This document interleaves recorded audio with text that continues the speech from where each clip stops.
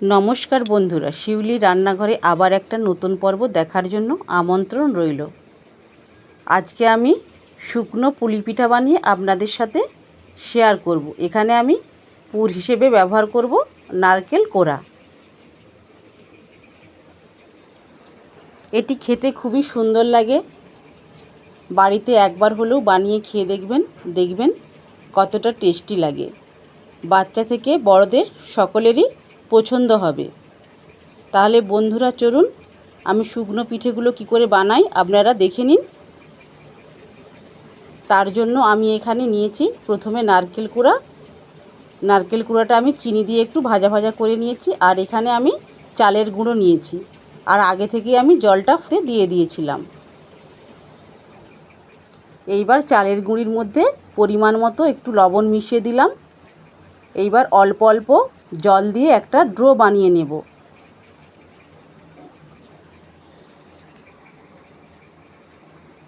এইবার হাতে করে বেশ ভালো করে মাখিয়ে নেব।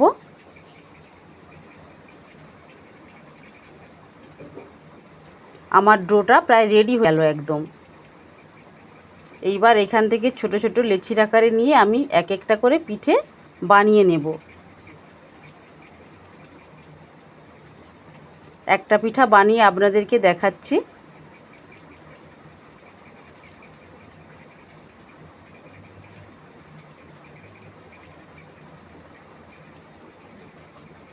প্রথমে এইভাবে একটা খোলের মতো করে বানিয়ে নিতে হবে।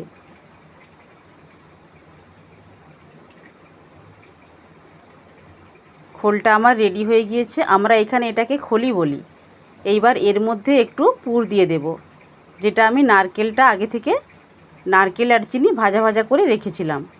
এইবার ভালো করে চাপ দিয়ে মুড়ে নেব।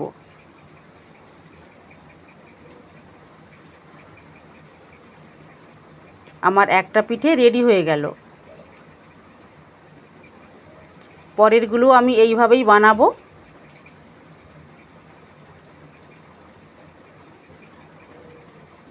আবার একটা খোলের মতো করে বানিয়ে নেব।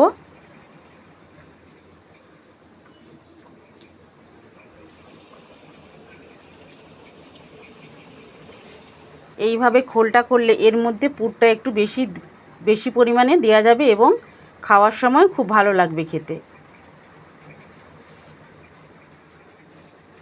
আবার হাতে করে এইভাবে চিপে দেব।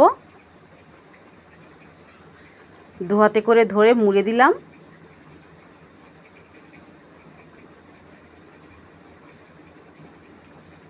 আবার একটা রেডি হয়ে গেল আমার। পরের পর আমি এইভাবেই বানাতে থাকব।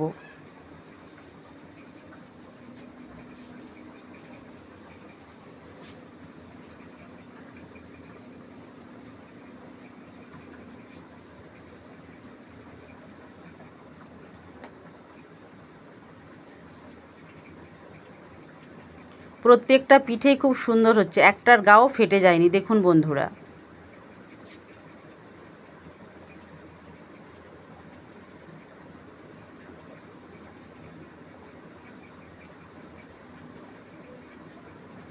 আবার একটা পিঠে রেডি হয়ে গেল। আমার সমস্ত পিঠেগুলো রেডি হয়ে গেল।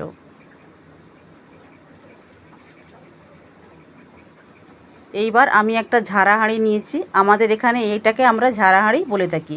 আপনারা কি বলে থাকেন কমেন্ট করে অবশ্যই জানাবেন। এইবার এর মধ্যে পিঠেগুলো আমি দিয়ে দেব। দিয়ে দেওয়ার পরে 10 থেকে 15 মিনিট ধরে একটু ভালো করে ভাপে সেদ্ধ করে নেব।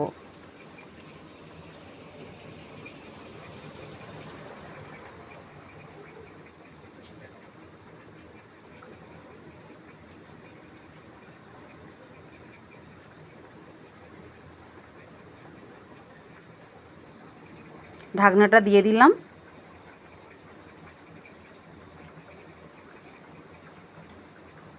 পিঠেগুলো আমার সেদ্ধ হয়ে গেল। এইবার আমি নামিয়ে নিলাম।